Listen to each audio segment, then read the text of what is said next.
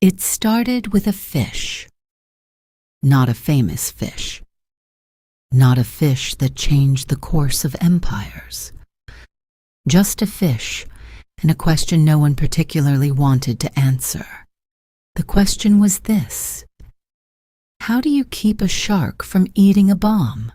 Strange problem. But 1943 had strange problems. The people who needed an answer worked in a building most people were not allowed to know existed. They assembled a team: scientists, researchers, analysts, and a 6'2" former file clerk from Pasadena who had failed her way into a government job. She was not the kind of person history remembers. On paper, she was barely even there. By the time she turned 30, she had tried several things: advertising, writing, something vaguely described as office work. She was not small, which people found unsettling. She was not quiet, which people found exhausting. She laughed too loudly for most rooms she walked into. When the war came, she tried to enlist. They turned her away. Too tall, so instead she applied to the OSS, the Office of Strategic Services. She was assigned to the registry.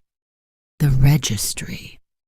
That is where they filed things, where they typed things, where they put people who were useful enough to keep, but not important enough to notice. Her colleagues were decorated officers, Ivy League men with credentials and connections. She was the tall woman who filed their paperwork. To them, she was the help, replaceable, interchangeable, forgettable, and that is always the mistake. In 1943, the United States military had a shark problem. It sounds like a punchline, but it was a catastrophe. Sharks were attacking the flotation devices on downed pilots. They were detonating the sensitive underwater explosives meant for German U-boats. The Navy's top brass was losing millions of dollars in equipment and hundreds of men to a predator they couldn't control. They spent 15 months on it, 15 months of laboratory testing, synthetic chemical trials, and expensive field expeditions. The scientists looked at the biology, they looked at the chemistry, they looked at the physics. They tried everything, and everything failed. While the experts were busy failing, the data from those 15 months of useless tests was being sent back to the registry, in the basement, to the desk of the 6'2" file clerk. She wasn't a scientist. She didn't have a PhD. She just had the files. She read every single failure, every redacted report, every dead-end experiment, and she began to see a pattern in the noise, a detail that the men in the white coats had skimmed right past because it was too simple, because it didn't look like science. It looked like logic. She didn't look for a bigger bomb or a stronger cage. She looked at the biology of the failure. The scientists had been trying to scare the sharks away. They used sound, they used electricity, they used chemical deterrents that smelled like death. But the file clerk noticed a note in a rejected report, a detail about a specific chemical compound that didn't repel the shark. It confused it.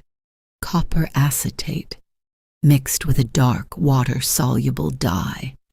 To the scientists, it was a mess. It turned the water into an ink-black cloud. It was visually disruptive, but biologically unproven. But the clerk, she understood something the men in the labs didn't. A shark is a perfect hunter because of its senses. If you can't scare a predator, you have to blind it. She realized that the ink wasn't just a byproduct, it was the answer. She pushed the paper across the desk. She didn't argue. She didn't demand a seat at the table. She just provided the data. And for the first time in 15 months, the sharks stopped biting. The war ended, as wars do, and the registry was packed into boxes. The men went back to their Ivy League lives, and the 6'2" file clerk went to France. She was 37 years old. She didn't have a career. She didn't have a plan. She just had a husband who liked to eat. So she enrolled in a class. She was the only woman in a room full of ex-GIs. She was the tallest. She was the loudest. She failed her first set of exams. The school was Le Cordon Bleu. The year was 1949.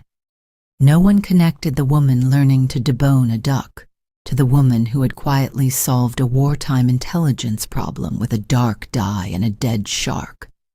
The official record barely names her at all, but the numbers don't lie.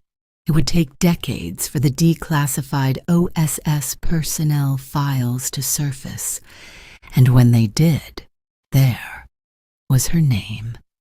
Research Coordinator, OSS Registry. Cited in internal documentation for identifying the critical variable in the development of the shark repellent compound. The world knew her as the woman who taught America to cook, the woman with the booming voice and the easy laugh, the woman who dropped a chicken on television and didn't miss a beat. You know her as Julia Child. You were never told she was a spy. You were never told about the pattern in the data, the dead shark, or the dark dye that became standard Allied kit. You were never told that the woman who made cooking feel like joy had once read a classified file and moved the one brick that was in the wrong place. But now you do. The next time someone tells you history is written by the powerful, you might remember the 6'2" file coordinator who failed her Army physical, got handed the papers no one else wanted, and quietly changed what they were all looking for. I'm Ada Vale, and that was the hidden detail